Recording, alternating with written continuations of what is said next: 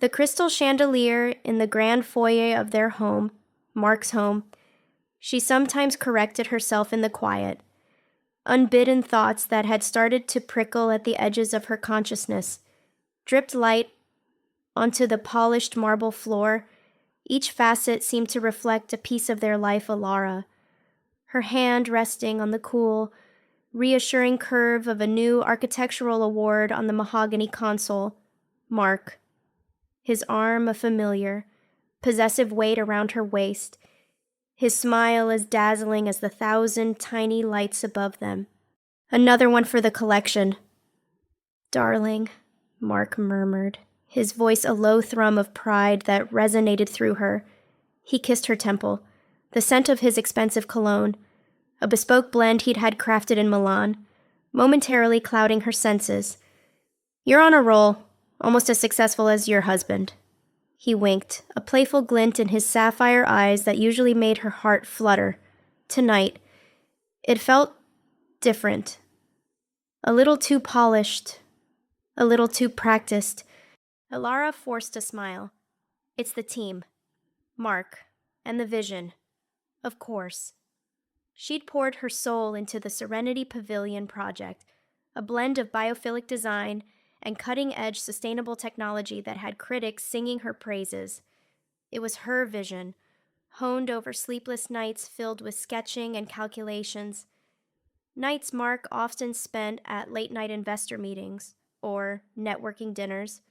Of course, your vision is remarkable. Alara, truly, he said, his gaze already drifting past her to greet the arriving guests for their impromptu celebration. That's why you're such an asset.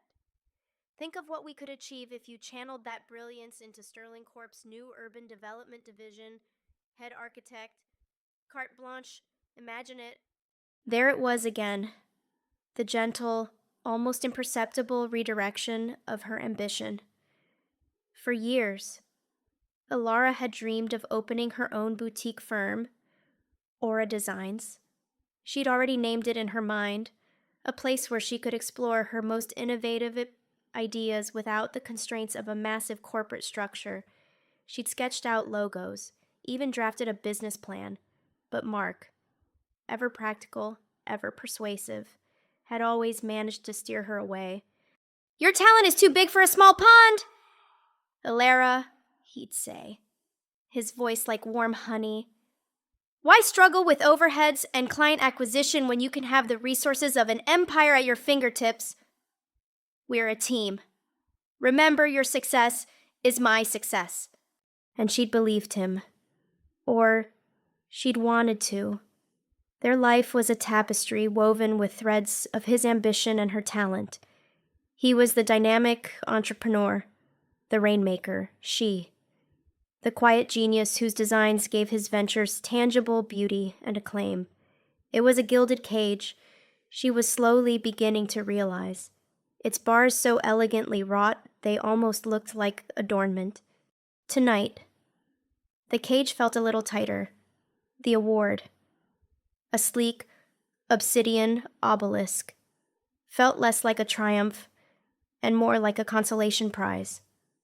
Later, as the last of the guests departed, leaving behind a symphony of clinking glasses being cleared by the catering staff and the faint scent of expensive perfume, Alara found herself wandering into Mark's study. It was a sanctuary of dark wood, leather-bound books he rarely read, and the ever-present hum of his state-of-the-art computer. He was on a call, his back to her. His voice a low, confidential murmur. Don't worry, Chloe. Everything's on track. The final transfer will clear by Tuesday. Just be patient, sweetheart. Our new beginning is just around the corner. Chloe! The name lanced through Alara, sharp and cold. Chloe was his new executive assistant, young, eager, with a mane of blonde hair and a laugh that always seemed a little too loud. A little too familiar when directed at Mark. Alara had dismissed her own unease as petty jealousy, a flicker of insecurity unworthy of her. Mark had assured her Chloe was simply a bright kid, a go-getter. He ended the call and turned, a slight startle in his eyes when he saw her. "Oh, Alara, didn't hear you come in, just finalizing that Singapore deal. It's a monster." He ran a hand through his perfectly styled hair. "You heading up?" "Soon," she said, her voice carefully neutral. "Just needed a file for the Holcomb project." A lie. She didn't know what she needed. An explanation, reassurance. Or perhaps the courage to look at what she was afraid to see. He smiled. That disarming, $1,000,000 smile. "My workaholic wife, don't stay up too late. We have that charity gala tomorrow. Remember?" He brushed a kiss across her forehead and left, the scent of his cologne lingering like a ghost. Alara stood alone in the opulent silence of the study. The hum of the computer was a siren song. Mark rarely locked it. He prided himself on transparency. Or so he said. Her heart hammered against her ribs. A frantic bird trapped in a shrinking space. "Don't do it," a voice whispered. "Ignorance is bliss." But the name, Chloe, and the phrase, "our new beginning," echoed in the marble halls of her mind. Chipping away at the carefully constructed facade of her perfect life, her hand trembled as she moved the mouse. The screen flickered to life. Displaying Mark's meticulously organized desktop, an email program was open. Her breath hitched. Most were mundane business correspondences, but one folder, labeled Personal Ventures, pulsed with a dark allure. It wasn't password protected, a mistake, or arrogance. Inside, there were subfolders. One was titled Monaco Retreat. Another, Cayman Holdings. Her blood ran cold. These weren't company projects she knew. Her fingers, moving as if with a will of their own, clicked on Monaco Retreat. It contained scanned documents, flight confirmations for two, M. Sterling and C. Vance, Chloe's last name, reservation confirmations for a lavish suite at the Hotel de Paris Monte Carlo. Not for a business conference, but for a week that coincided with Mark's supposed solo meditation retreat last spring. There were photographs too, Mark and Chloe, laughing, champagne glasses clinking, Chloe's arm looped possessively through his, her head resting on his shoulder against a backdrop of the glittering Mediterranean. The intimacy was a physical blow, stealing the air from Alara's lungs. A wave of nausea washed over her. This wasn't just an affair. This was a parallel life. Shaking. She navigated to the Cayman Holdings folder. It was filled with encrypted spreadsheets and PDF statements from offshore banks she'd never heard of. Most were password protected, but one PDF, seemingly misfiled or recently accessed, opened without a prompt. It was a detailed statement for an account under a shell corporation, and the incoming transfers, they were staggering, large, regular sums. Her eyes scanned the transaction origins, and then she saw it. Transfers from an account linked to her late grandmother's estate, funds that Mark managed for her, funds he had sworn were securely invested in low-risk bonds. The room began to spin. The dates on the transfers corresponded with major withdrawals Mark had explained away as reinvestments or consolidations. He hadn't just been cheating on her. He'd been systematically siphoning away her inheritance, the legacy her grandmother had lovingly built, brick by brick, for Alara's future. The marble floor beneath her feet felt like ice.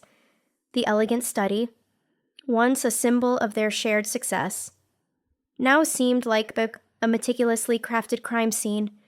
The man she had loved, trusted, built a life with, was a stranger, a thief, a liar, a master manipulator who had hollowed out her world while smiling into her eyes.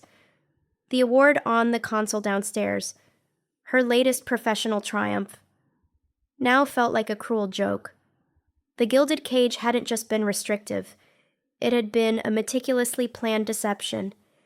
and the door had just slammed shut, leaving her trapped in the ruins of its devastating revelation. The hum of the computer was a roar in Alara's ears, each pulse a fresh wave of betrayal washing over her. She sank into Mark's plush leather chair. The one he always boasted had been a gift from a grateful Saudi prince, though now she suspected it was likely purchased with her grandmother's money. Her body trembled, not with cold, but with a visceral, bone-deep shock that threatened to shatter her into a million pieces. The photographs of Mark and Chloe, their radiant smiles, their casual intimacy, burned behind her eyelids. The cold, hard numbers on the bank statements were like daggers twisting in her gut. Our new beginning. Chloe's voice, filtered through Mark's phone, echoed with a chilling possessiveness. How long had this charade been playing out right under her nose? In their home, in their bed. How many late-night meetings were trysts, how many business trips, were romantic getaways funded by her family's legacy? The questions clawed at her, relentless and brutal. Every shared memory, every whispered promise, every loving gesture now felt tainted, recast as a scene in a meticulously crafted play where she was the unknowing, trusting fool. She didn't know how long she sat there, frozen, the damning evidence glowing on the screen. Hours, maybe. The first gray light of dawn was beginning to creep through the heavy brocade curtains when she finally heard Mark's footsteps descending the grand staircase. He was humming, a cheerful, off-key tune. The sound was an obscenity. Alara stood, her legs unsteady. The printed-out bank statement and one particularly damning photo of Mark and Chloe clutched in her hand. She met him at the bottom of the stairs, a sentinel of his deceit. He stopped, his smile faltering as he took in her appearance, her tear-streaked face, the wildness in her eyes, the papers in her hand. "Ilara, what on earth? You look like you've seen a ghost! Are you all right? Darling!" His voice was laced with concern, that practiced, loving tone that now made her skin crawl. "Who is Chloe Vance to you, Mark?" she asked, her voice surprisingly steady, though it felt like dragging shards of glass across her throat. He blinked, a flicker of something unreadable, surprise, annoyance, crossing his face before the mask of solicitous husband snapped back into place. "Chloe, my assistant. You know that bright girl, a bit overeager, perhaps. Why, He even managed a small dismissive chuckle. "Did she misfile something again, I swear? Good help is impossible to find these days." The casualness of his dismissal, the attempt to gaslight her, to make her question her own sanity, was like a slap in the face. It ignited a cold fury within the wreckage of her heart. "Don't," she said, her voice dropping to a dangerous low. "Don't you dare lie to me, Mark, not anymore." She held up the photograph. It was one from the Monaco trip. Mark and Chloe on a yacht, his arm around her waist, Chloe beaming up at him, wearing a bikini that Alara recognized as one she herself had admired, but Mark had said was a bit too much for her. His eyes narrowed, the charm evaporated, replaced by a chilling stillness. "Where did you get that?" "Your computer. Your personal ventures folder?" Alara said, her voice gaining strength. "Or should I call it the How I Betrayed My Wife and Stole Her Inheritance folder?" She thrust the bank statement at him. "Explain these transfers. Mark, explain how my grandmother's money ended up in a Cayman Islands account under a shell corporation you control with her." Mark's face, for a moment, was stripped bare. She saw not a flicker of remorse, not a hint of shame, only a cold, calculating anger. He had been caught, his perfect illusion shattered, and he was furious, not at what he'd done, but at being discovered. "You went through my private files!" he hissed, his voice venomous. "What right did you have?" "What right?" Alara felt a hysterical laugh bubble up. "What right did I have? I am your wife, Mark. Or was that just another role you were playing?" He scoffed, running a hand through his hair, the picture of aggrieved innocence. "Oh, don't be so dramatic. Alara, it's not what it looks like." "Then what is it, Mark?" she pressed, stepping closer, refusing to be cowed. "Tell me, what does a secret life with your assistant, funded by money stolen from me, look like?" Cornered, the last vestiges of his charm crumbled. His eyes turned to ice. "All right," he said, his voice flat, devoid of any emotion. "Yes, I've been seeing Chloe for 2 years.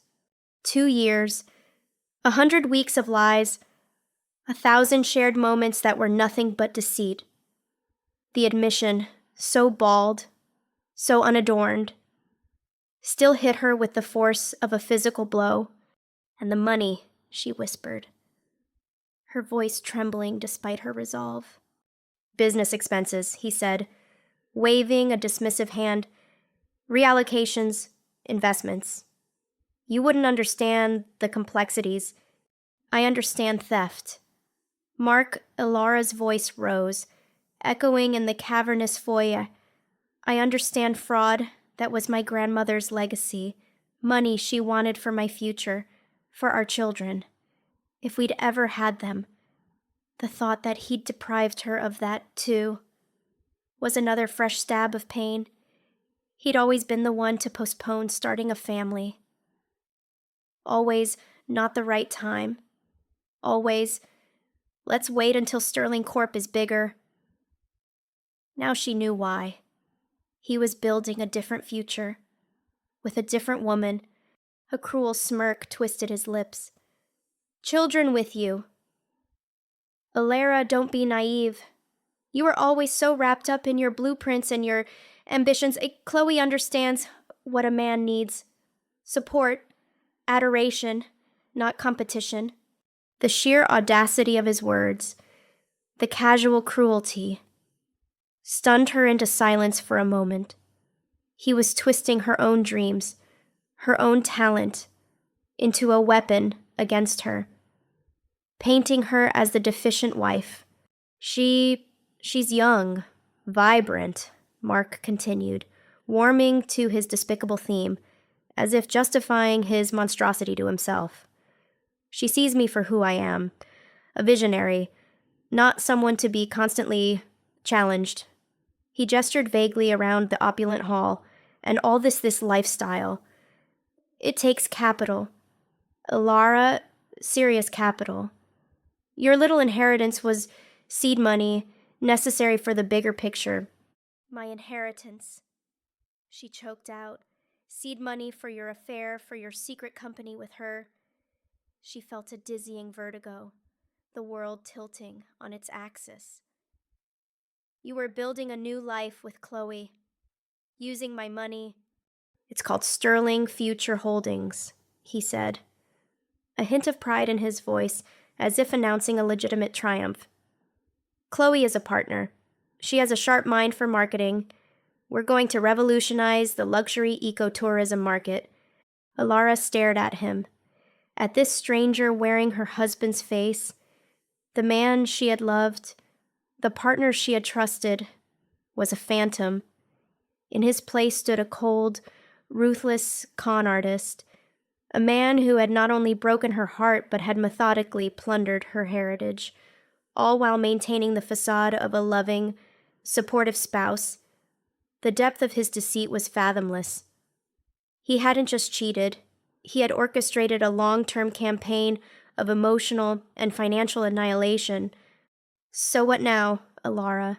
Mark asked, his tone shifting to one of impatient pragmatism, as if they were discussing a failed business deal rather than the wreckage of their marriage and her life. "Are you going to make a scene, call the lawyers?" It'll get messy. For you. There was a clear threat in his voice. Think of your reputation, a scorned wife airing dirty laundry. It's not a good look. The fight drained out of her, replaced by a hollow ache. He was right. He had insulated himself, legally and financially.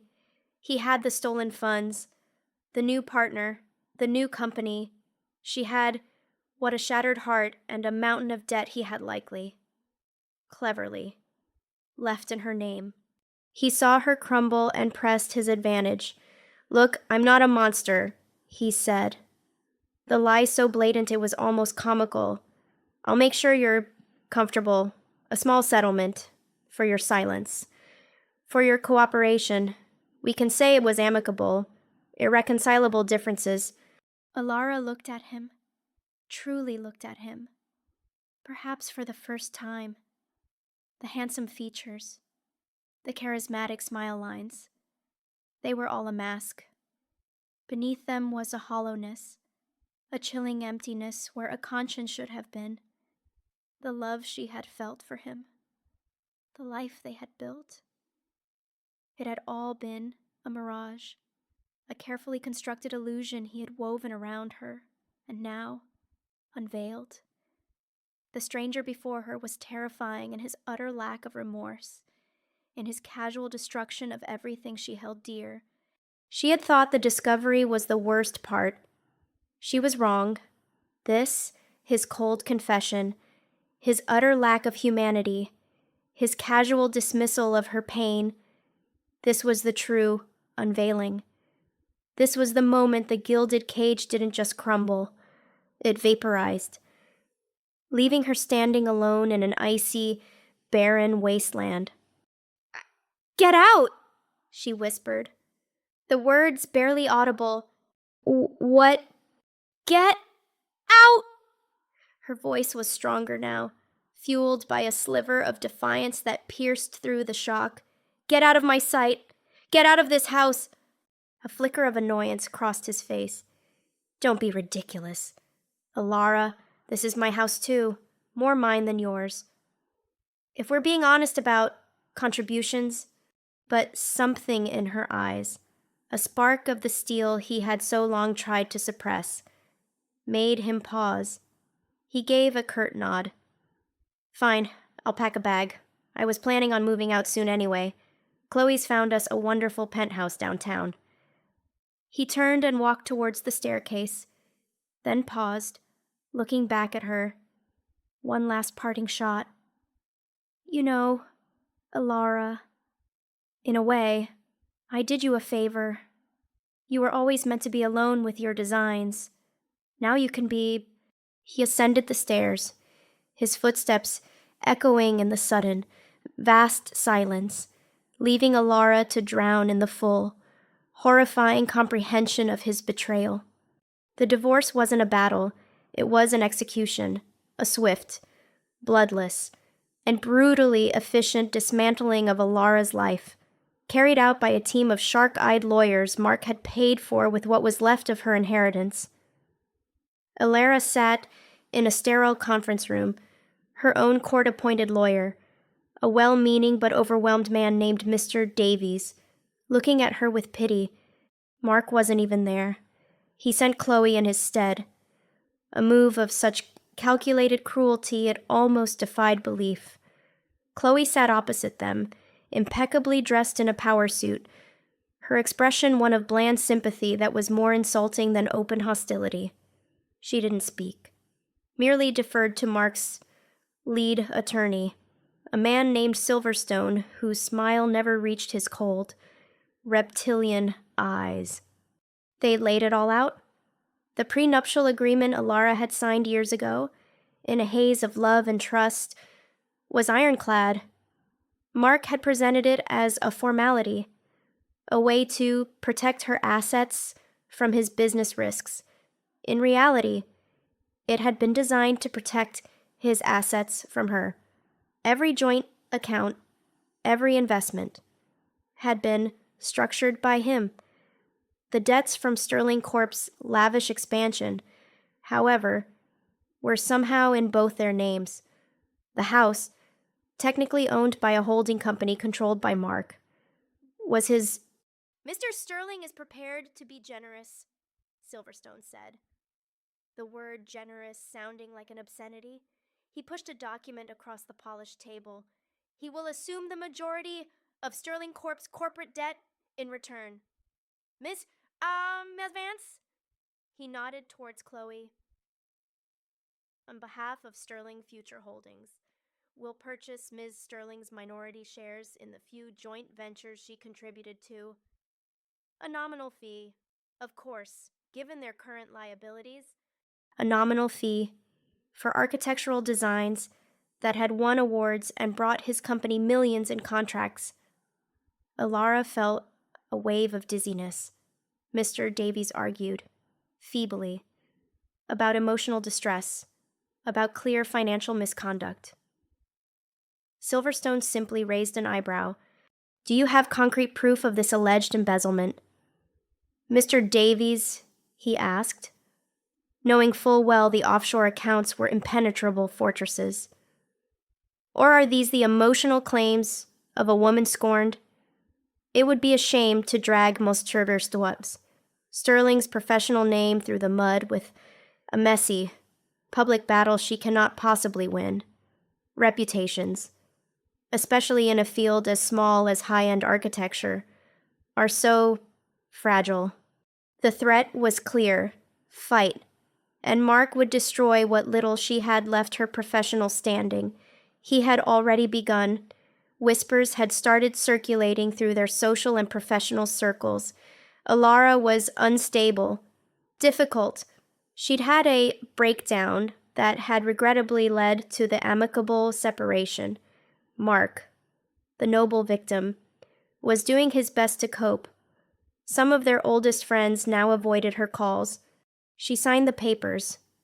Her signature, once a confident flourish on architectural blueprints, was a shaky, defeated scrawl.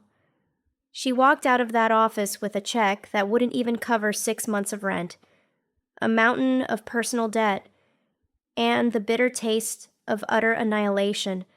The final day in the house was a blur of muted colors and hollow sounds. Movers, hired with the last of her available cash, packed her life into brown cardboard boxes. She walked through the rooms she had designed. Every line, every window placement, a piece of her soul. She saw ghosts everywhere, Mark laughing in the kitchen, the two of them curled up by the fireplace she had designed to be the heart of the home. It was all a lie. The memories were poison. She moved into a cramped, one-bedroom apartment in a part of the city she'd only ever driven through.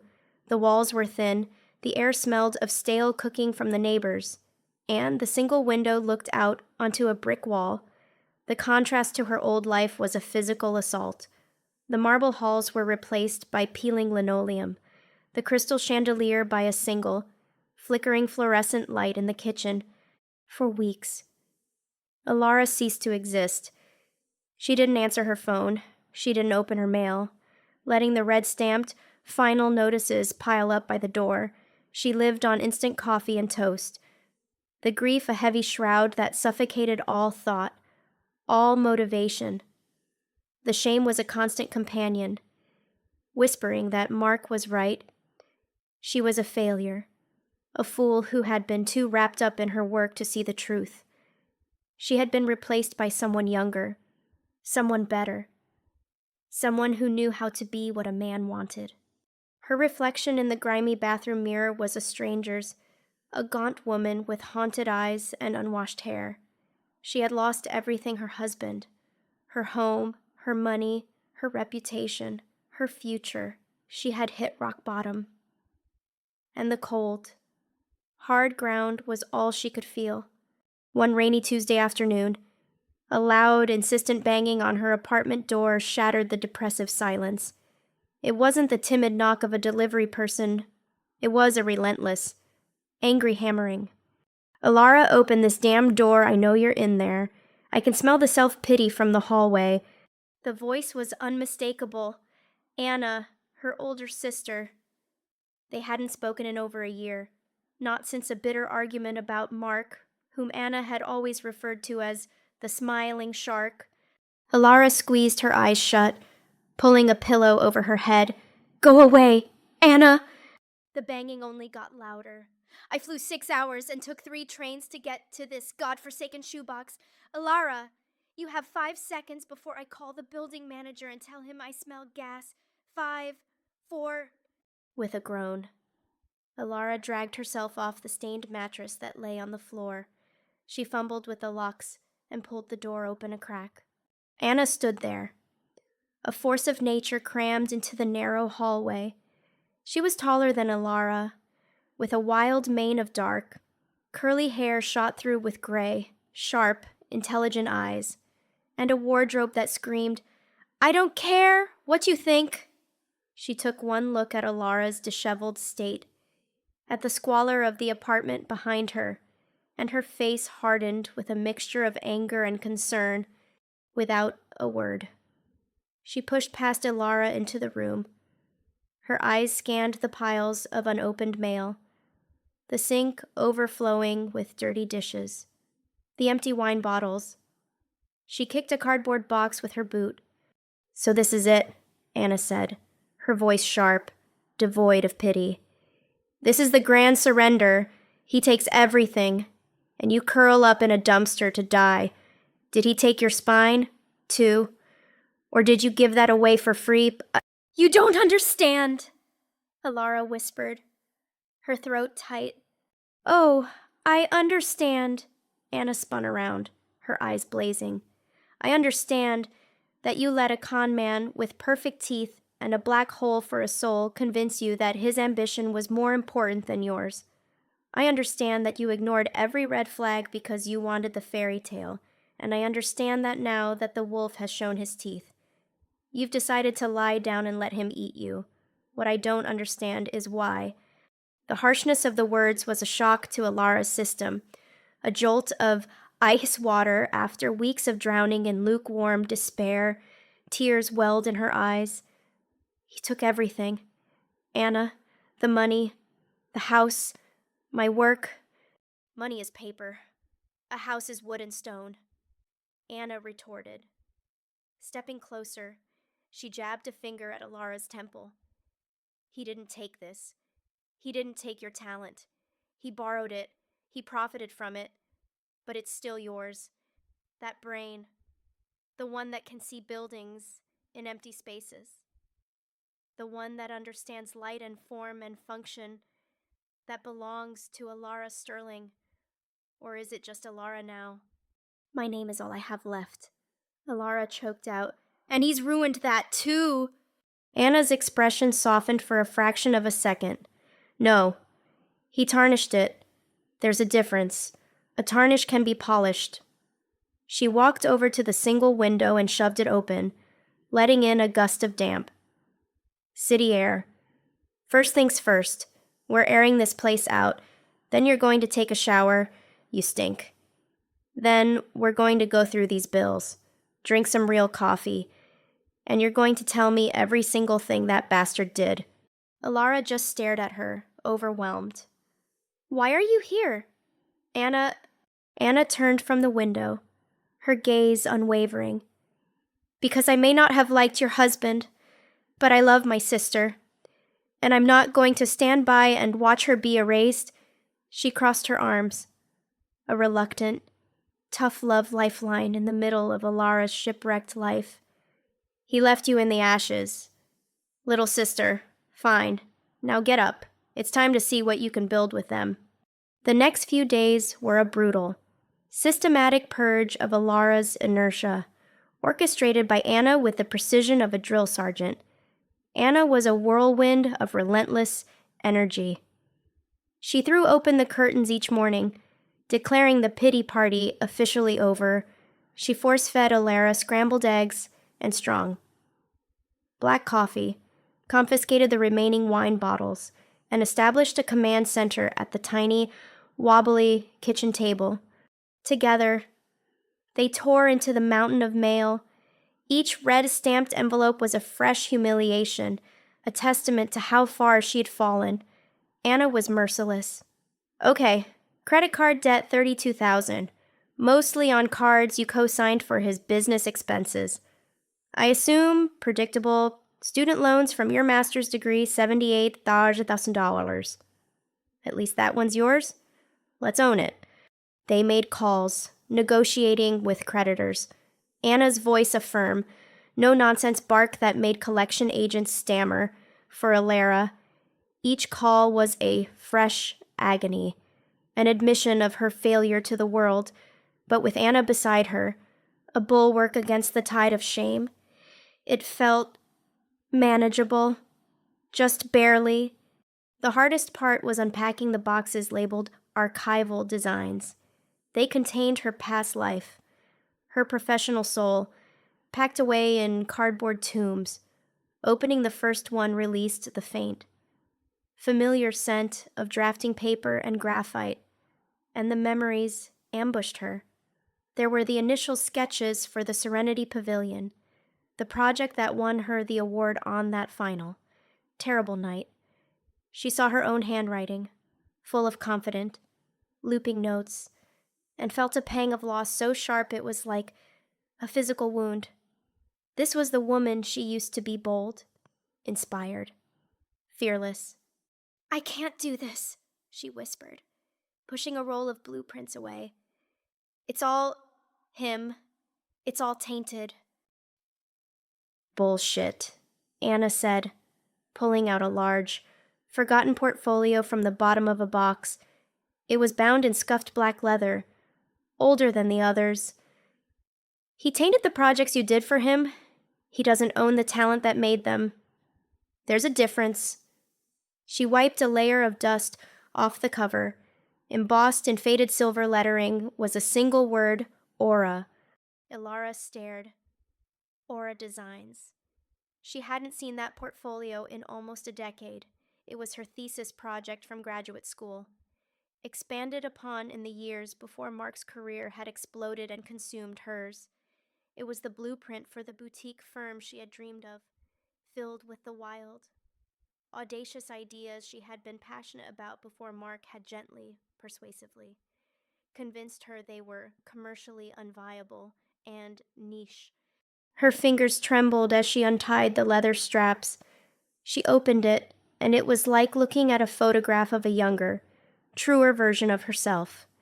Page after page was filled with designs that prioritized human well-being and environmental symbiosis over corporate gloss. There were sketches of homes with living walls that purified the air, public libraries powered entirely by geothermal energy, and urban parks designed to harvest rainwater. The ideas were raw, passionate, and utterly her own. They predated Mark's influence. They were clean. A single loose page fluttered out. It was a mission statement she had written, full of youthful idealism. Aura Designs, architecture for the human soul, creating spaces that breathe, heal, and connect. We don't just build structures, we build sanctuaries. Tears streamed down Alara's face, but these were different from the tears of grief and shame she had been crying for weeks. These were tears of recognition, of mourning for the woman she had almost forgotten. He told me this was self-indulgent, she whispered to Anna. He said I'd never make a living from tree-hugging buildings. He said that because he couldn't sell it, he couldn't own it, and he couldn't control it. Anna said softly, her usual abrasiveness gone. He was threatened by it. Alara, because this. She tapped the portfolio. This is pure you, and your pure talent was always more powerful than his. That night, for the first time in months, Alara couldn't sleep. But it wasn't anxiety keeping her awake. It was a low, unfamiliar hum of energy. The ideas in the old portfolio were sparking in her mind, connecting with new thoughts, new possibilities. At 3 a.m., she slipped out of bed, crept into the small living area, and found a half-used sketch pad and a pencil. She sat on the floor, the yellow light from a street lamp her only illumination. She hesitated. the pencil feeling alien in her hand. Then, she started to sketch. It was just a line at first, then another. A curve, an angle, slowly, tentatively. Then with a growing, unstoppable rush.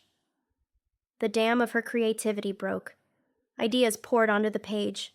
A design for a small, modular home for a single person, built from reclaimed materials, with a rooftop garden and a system for collecting gray water. It was small, efficient, beautiful, and defiantly self-sufficient. It was a home for someone starting over. It was her own story, told in lines and shadows. She sketched until her fingers were numb and the sun came up, her spirit ignited by a desperate, exhilarating need to create again, to build something out of the wreckage. It was Anna who found the opportunity. She was scanning a local community board online, looking for freelance graphic design work for herself. When she saw it, a tiny one-line ad, Northwood Community Center seeks pro bono architectural consultation for renovation of leaky roof and damaged rec room. Small stipend available. Big dreams. Small budget. "It's beneath you," Anna said, reading it aloud. "It's a leaky roof. Alara, not a skyscraper." Alara looked up from her sketch pad, her eyes bright with a fire Anna hadn't seen in years. "No," she said, a slow smile spreading across her face. "It's perfect." The Northwood Community Center was a squat, tired-looking brick building from the 1970s. Nestled in a low-income neighborhood, Alara met with the center's director, a weary but fiercely dedicated woman in her 60s named Maria. Maria's office was cluttered, the air thick with the smell of old books and floor wax. She looked at Alara, dressed in her simple, clean clothes, with a healthy dose of skepticism. "Your resume is impressive, Miss Sterling," Maria said, looking at the printout of Alara's formidable portfolio of past work. Frankly, I don't get it. Why are you here? We can offer maybe $1,000 for your time, if we're lucky." Alara took a deep breath, the Aura portfolio resting on her lap. "Because I believe in what you do here," she said, her voice clear and steady. "And because my old resume doesn't reflect the kind of architect I want to be now." She opened the portfolio and showed Maria her old, idealistic sketches. She talked about sustainability, about creating spaces that nurtured the community, that healed. Then she pulled out the sketch she had done the other night. "The leaky roof is a symptom of a bigger problem," Alara explained, her passion making her forget her nervousness. "The building is tired. It feels hopeless. But what if we didn't just patch the roof? What if we installed a green roof? A garden where the kids could learn to grow vegetables, and the rec room instead of just drywall and paint? What if we knocked out that south-facing wall, installed floor-to-ceiling windows made from reclaimed glass, and used passive solar to heat the room in the winter? We could build something that doesn't just fix a problem, but inspires people." Maria stared at her, then at the passionate, beautiful sketch. For a long moment, she was silent. Then a slow, wondrous smile spread across her face. "A garden on the roof," she whispered, as if the idea was a miracle. "My God, the kids would love that." She looked up, her skeptical eyes now shining with hope. "Can you really do all that on our budget?" "No," Alara admitted with a wry smile. "Not even close. But I'm good at finding donated materials, and I'm very, very motivated." Maria extended a work-worn hand across the desk. "All right, Ms. Sterling," she said, her grip surprisingly firm. "Let's build a sanctuary." Walking out of the community center, Alara felt the afternoon sun on her face. The $1,000 stipend wouldn't even pay her rent. The project would be a monumental struggle, but for the first time since Mark had walked out of her life, She felt a flicker of something she thought she had lost forever: purpose. She had a client who believed in her vision. She had a blueprint for a new dream. It was a single spark in the darkness, but it was enough to light the way forward. The Northwood Community Center renovation became Alara's entire world. Building from zero was no longer a metaphor, it was a daily. Grinding reality, her sleek corporate credit cards were gone, replaced by the constant, gnawing anxiety of a shoestring budget.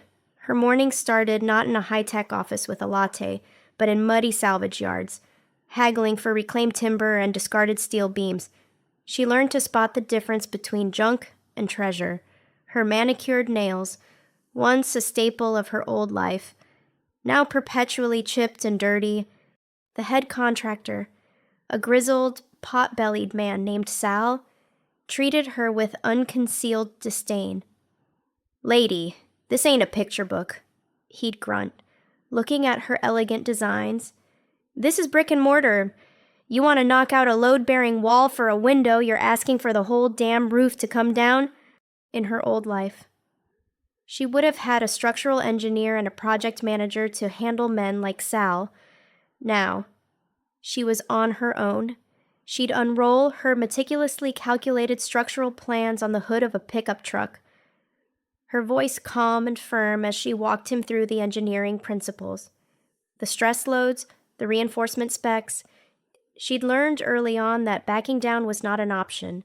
Showing the slightest hesitation would get her dismissed.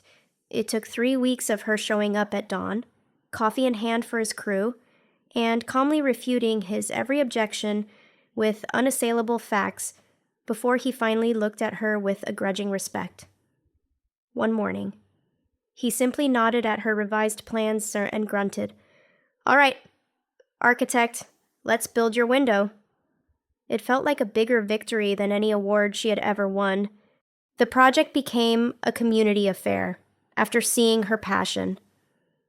Maria organized volunteer weekends. Teenagers who usually loitered outside helped haul drywall.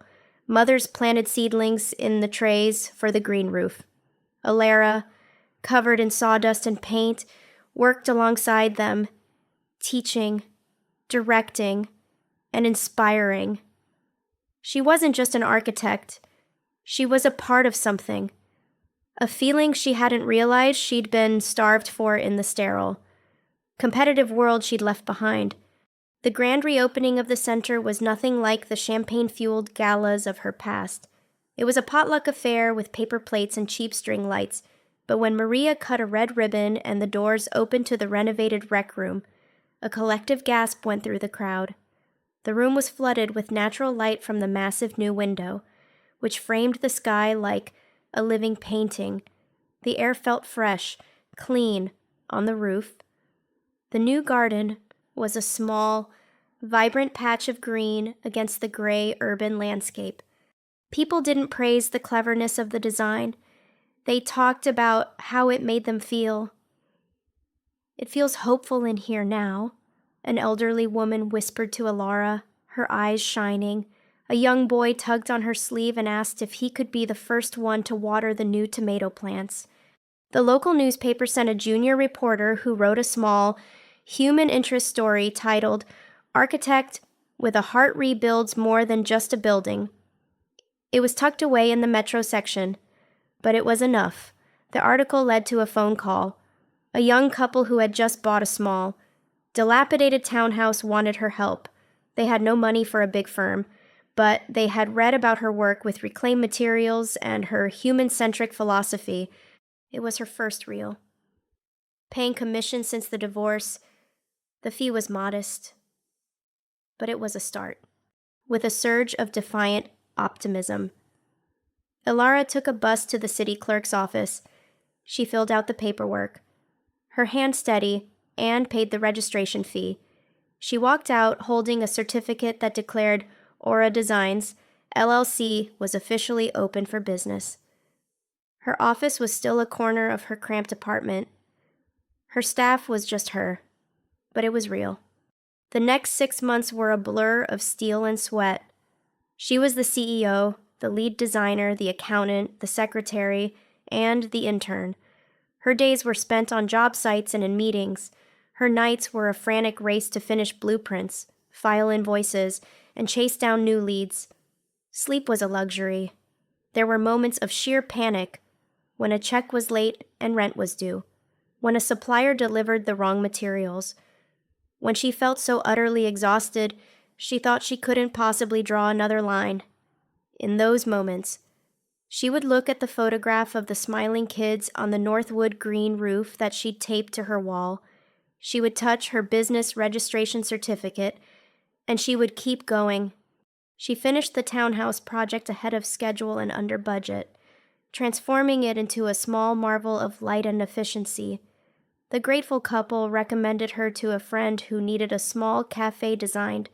That cafe, with its clever use of space and inviting atmosphere, became an Instagram sensation. And suddenly, Aura Designs was getting noticed. Small, creative, ethically minded clients were seeking her out. Alara knew she couldn't do it alone anymore. The all-nighters were becoming unsustainable. She needed help, but she couldn't afford an experienced architect. She put out a single ad online: growing architectural firm seeks draftsman, passion for sustainable design and strong coffee essential. Low pay, long hours, but a chance to build something that matters. She received 3 applications. 2 were unqualified. The third was from a young man named Ben Carter. His resume was thin on experience, but his attached portfolio was breathtaking. His technical drawings were flawless, almost artistic in their precision, and his conceptual sketches showed a mind brimming with innovative, slightly eccentric ideas. She called him for an interview. Ben shuffled into her apartment office, a tall, gangly young man who seemed afraid of his own shadow. He clutched his portfolio to his chest like a shield and wouldn't meet her eyes. He mumbled his answers, his brilliance trapped behind a wall of social anxiety. He told her he'd graduated top of his class but had flubbed every interview with the big corporate firms. They wanted confident schmoozers. He just wanted to draw. Alara didn't see a liability. She saw a kindred spirit. She saw a fellow underdog, someone whose immense talent was being overlooked by a world that valued style over substance. Instead of asking him standard interview questions, she unrolled the plans for her newest project, converting an old warehouse into a co-op art studio. The client wants to maximize natural light, but the budget for new windows is almost zero, she said, laying out the problem. Ben, silent until now, crept closer to the table. His eyes scanned the blueprints, forgetting his shyness. He picked up a pencil. You could install a series of solar tubes, he mumbled, his fingers flying across a blank sheet of paper. They're cheaper than windows. You could run them from the roof down through the second floor. And if you angle the diffusers, you could create these focused pools of light, like spotlights for the art. And you could use the money you save to reinforce the roof for a rainwater collection system to supply the artist's sinks. He trailed off, suddenly aware he'd taken over, a horrified blush creeping up his neck. Sorry, I overstepped. Alara looked from his brilliant, rapid-fire sketch to his anxious face, and she laughed. It was a genuine, joyous laugh. Ben, she said, her smile wide, when can you start?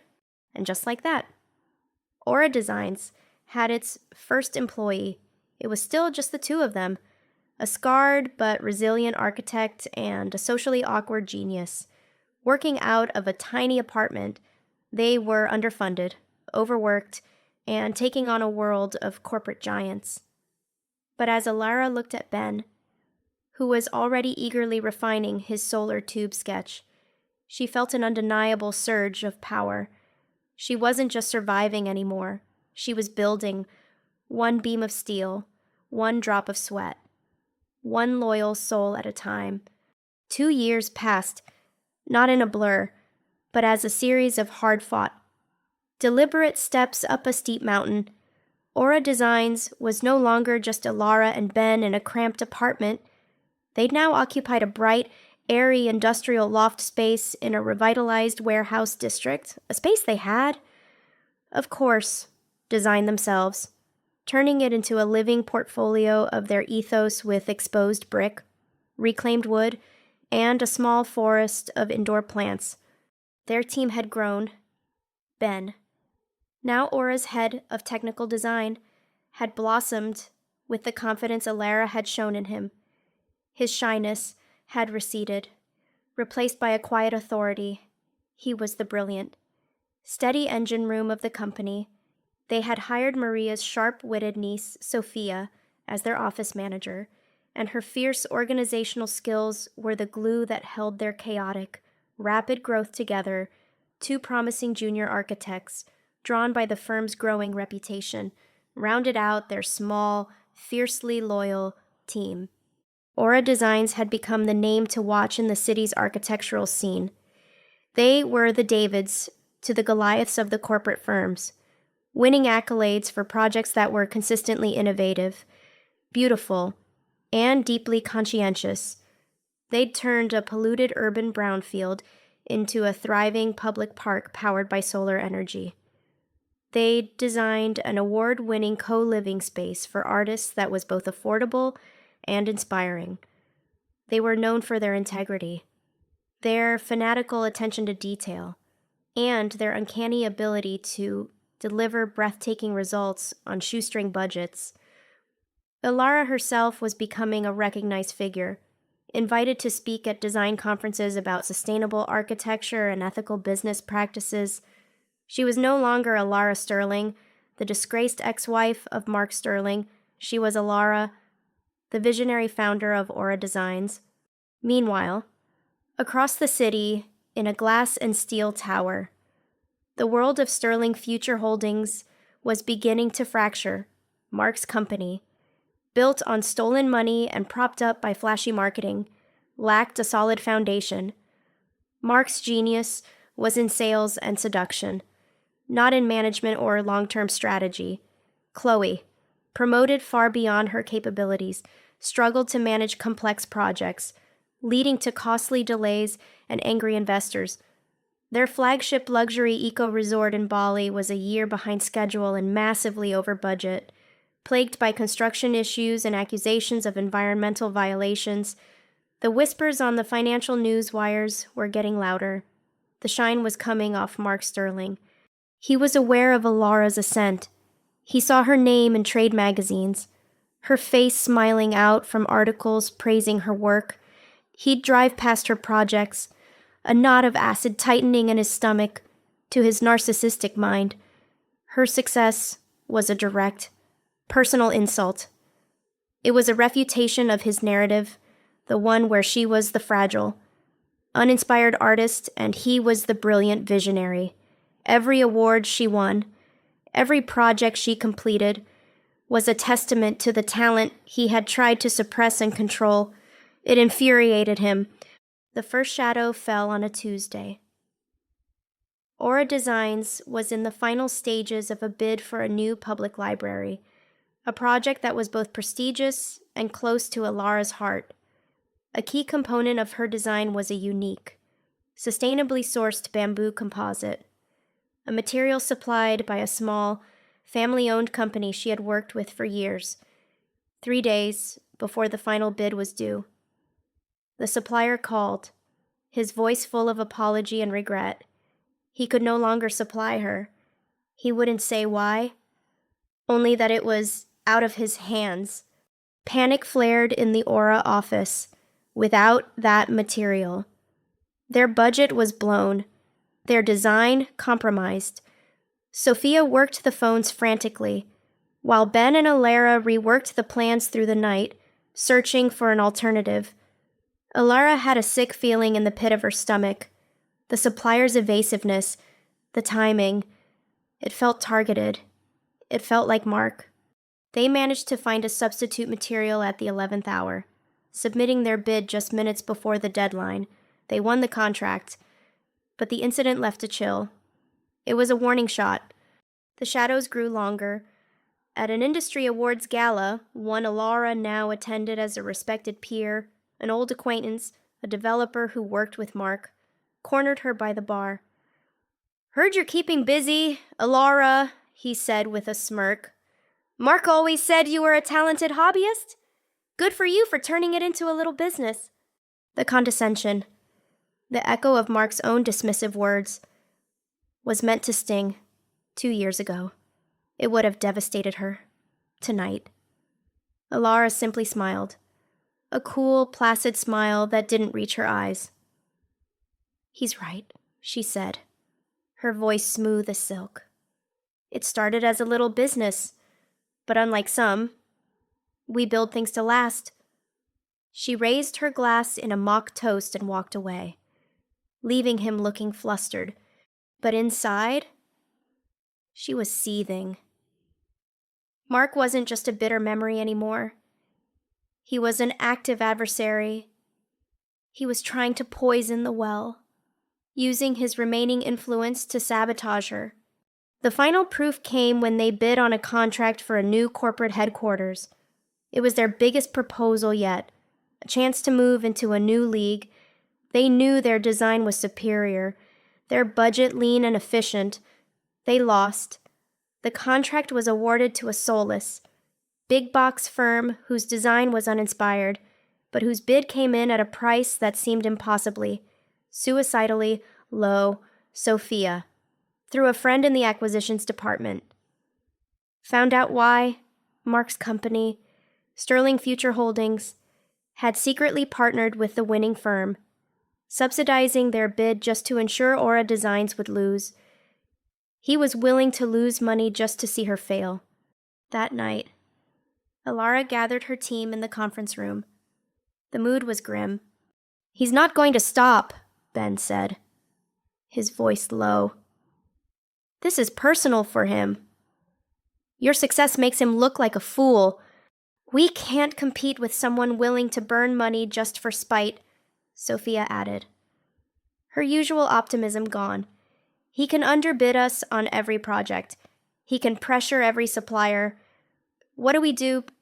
Alara looked at the faces of her team, these talented, loyal people who had poured their hearts into Aura Designs. She saw their fear, but also their fight. She felt a surge of protective fury. This wasn't just about her anymore. It was about them. It was about the company they had built together. A company founded on principles that were the exact opposite of everything Mark Sterling stood for. "We do what we've always done," Alara said, her voice ringing with a newfound steel. "We get smarter. We get more creative. We don't play his game. We change the rules." She stood and walked to the whiteboard. "He wants to fight on price, fine. We'll fight on value. We'll double down on what makes us unique. Our sustainable methods save clients money in the long run. Our human-centric designs increase productivity and employee well-being. We'll prove that a cheap building is the most expensive one you can own." She turned to face them, her eyes blazing. "He wants to fight in the shadows, with rumors and backroom deals. We'll fight in the light. We'll become so respected, so transparent, and so excellent at what we do that his whispers will sound like the pathetic whining of a man left behind by the future. He is the past. We are the future." The energy in the room shifted. The fear was replaced by a grim determination. They were no longer just building a company, they were defending it. Alara knew this was just the beginning. Mark, cornered and failing, would only become more desperate, more dangerous. The rising tides of her success had awakened an old shadow, and a storm was coming. But this time, Alara wasn't afraid. She was ready. She had a strong foundation, a loyal crew, and a blueprint for victory. The project was the stuff of legends, the Titan Tower, a new, city-defining skyscraper set to be the crown jewel of the downtown skyline. It wasn't just a building, it was a statement of intent for the city's future, a billion-dollar monolith of ambition. For years, A project of this scale was the exclusive domain of global megafirms when the list of the 2 finalists was announced. A shockwave ripped through the architectural community. Finalist 1 Sterling Future Holdings, in partnership with an international conglomerate, the expected choice. Finalist 2 Aura Designs, the impossible choice. The news landed like a thunderclap in their loft office. Sophia screamed. Ben dropped a coffee mug, and Alara felt the world tilt. The Titan Tower. It was the kind of project she and Mark had once talked about in hushed, reverent tones over dinner. The ultimate peak he had been determined to conquer. For her, it had been a distant, impossible fantasy. Now, she was facing him for the ultimate prize. David hadn't just been invited to the fight. He'd been handed a slingshot and pointed directly at Goliath's head. The 2 weeks leading up to the final presentation were the most intense of their lives. While Mark's team blanketed the media with stories of his bold vision and hosted lavish dinners for the selection committee members, the Aura team locked themselves in their office. They worked with a single-minded, ferocious focus. Ben and the junior architects ran simulations until their eyes were red. Pushing the boundaries of engineering and sustainable design, Sophia coordinated a symphony of data, proving their model wasn't just environmentally sound, but radically more cost-effective over the building's lifespan. And Alara designed. She poured every lesson, every failure, every hard-won victory of the last 5 years into the project. Her design wasn't just a tower of glass and steel, it was a vertical neighborhood. It featured sky gardens, a state-of-the-art water recycling system, a public art space, and a unique, breathable facade that would reduce energy consumption by 40%. It was audacious, beautiful, and deeply human. It was the antithesis of everything Mark represented. The day before the presentation, a request came through from the committee. Mark Sterling had requested a private meeting with her. For professional courtesy, Alara's team was adamant. "It's a trap," Ben warned. "He's going to try to psych you out." "Let him try," Alara said, her voice calm. She knew she had to do it. She had to face him. Not in a conference room full of lawyers, but as an equal. To close that chapter forever. She met him in a private suite at a neutral hotel. He was waiting for her, looking thinner than she remembered. The charm around his eyes seeming more like a strain. He had a bottle of expensive champagne on ice. "Alara," he began, his voice the smooth, warm honey she remembered with a sickening lurch. "You look incredible. Success suits you."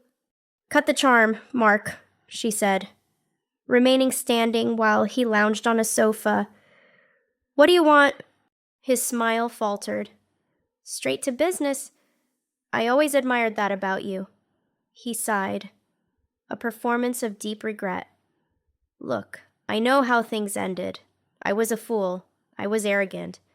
I lost the best thing in my life." He looked up at her, his blue eyes pleading. "Chloe and I, we're finished. It was all a mistake, a symptom of my own insecurity." Alara felt nothing. The words that would have once shattered her or given her a treacherous flicker of hope now sounded like what they were, hollow sounds. A tactic. "I see your company is in trouble, Mark," she said, her voice cool and clinical. "The Bali project is a disaster. Your investors are suing. You need this win more than I do." He flinched, surprised by her directness. "All the more reason for us to work together," he said, leaning forward eagerly. "Like we used to. Think of it. Alara, your design, my salesmanship. We could merge. We could present at a united front tomorrow. We'd be unstoppable. I'd give you anything. Full design control. CEO of the architecture division. My name. Your name. Together on the tallest building in the city." It was the ultimate temptation he could conceive of a return to the gilded cage, only bigger and shinier. She looked at him, at this desperate man trying to use the ghosts of their past to save his future, and she felt a profound, cleansing wave of pity.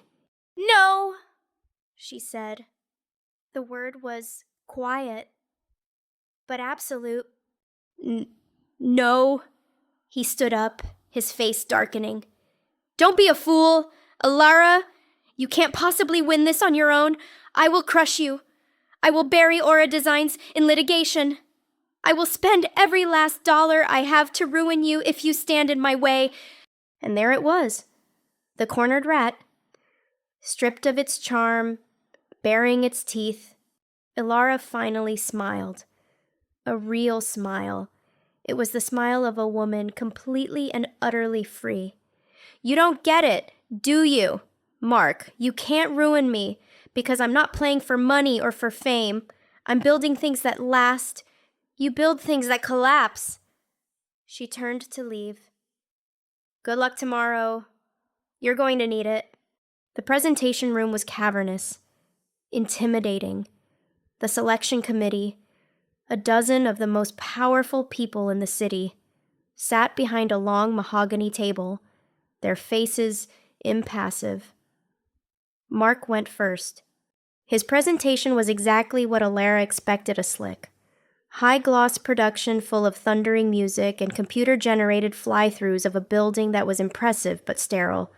He talked about luxury, exclusivity, and shareholder value. He was a master showman, charming and confident. But his vision felt cold, a monument to wealth, not to the city or its people. Then, it was Alara's turn.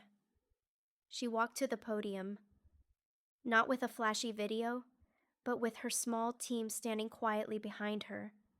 She was poised, her presence filling the vast room. She began to speak, her voice clear and passionate. This was the lioness's roar. "Good morning," she began. "We are here today, not just to present a skyscraper, but to ask a question. What is a legacy?" She looked at the committee members. Is a legacy measured in height, in tons of steel, in profit margins? Or is it measured in the lives it touches, the community it fosters, the future it inspires? She clicked to her first slide. It wasn't a rendering of the tower. It was a photograph of the kids gardening on the roof of the Northwood Community Center. "My firm, Aura Designs, started here with a leaky roof and a belief that good design isn't a luxury for the few, but a right for all. We believe a building should give back more than it takes." For the next 20 minutes, she didn't just present a design, she presented a new philosophy. She spoke of the tower not as an exclusive fortress, but as a porous, breathing part of the city. She showcased the public spaces, the sustainable energy systems that would save the city millions, the partnerships with local artists. She spoke with a passion and an authenticity that was mesmerizing. Ben presented the engineering, his quiet brilliance shining through. Sophia presented the financials, her data irrefutable. For her closing, Alara looked directly at the committee chair, a formidable older woman named Eleanor Vance. "The Titan Tower will be the most visible thing in this city for the next 100 years. It will be our signature. It can be a monument to the past, to an idea of success that is fleeting and exclusive." Or, she paused, letting the silence hang in the air. "It can be a beacon for the future, a testament to innovation, to community, to a legacy that we can all be proud of. The choice, ladies and gentlemen, is yours." She finished. A deep, profound silence filled the room. Mark was staring at her, his face a mask of disbelief and fury. He knew, in that moment, that he had been completely outclassed. The committee deliberated for less than an hour. They filed back into the room, their faces unreadable. Eleanor Vance stood up. "The committee has reviewed two very different, but compelling proposals," she began. her voice formal. One represents the pinnacle of traditional corporate ambition. The other represents a bold new direction for our city. She paused, looking from Mark to Alara. Alara held her breath. Her entire journey, from the ashes of her old life to this moment, hung in the balance. It is therefore the unanimous decision of this committee, Eleanor Vance declared, a small smile finally breaking through her formal demeanor, to award the Titan Tower contract to the firm that has not just shown us a plan for a building, but a vision for a better future. Congratulations, Miss Sterling and Aura Designs. The world exploded in a silent detonation of joy. Sophia let out a sob. Grabbing Ben in a fierce hug, Alara felt tears streaming down her face as her small, loyal team enveloped her across the room. She saw Mark. He stood for a moment, his face pale, his empire crumbling around him in the silent applause. Then, without a word, he turned and walked out of the room, a ghost disappearing from a future he was no longer a part of. Alara, surrounded by her team, looked towards the window, towards the skyline she was about to change forever. It was a public victory, but it was a deeply personal triumph. The roar had been heard. 5 years later, Alara stood in her office on the 80th floor of the Titan Tower. It wasn't an office, really. It was a vista. 3 walls were floor-to-ceiling glass, offering a god's-eye view of the city sprawling beneath her. The sun caught the intricate, living facade of the tower, the building she had willed into existence, making it glitter like a promise. The sky wasn't the limit. It was the foundation. Aura Designs was now an internationally acclaimed firm with offices in London and Singapore.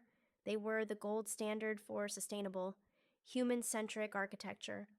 Ben was a celebrated partner in the firm, his genius finally given the global stage it deserved.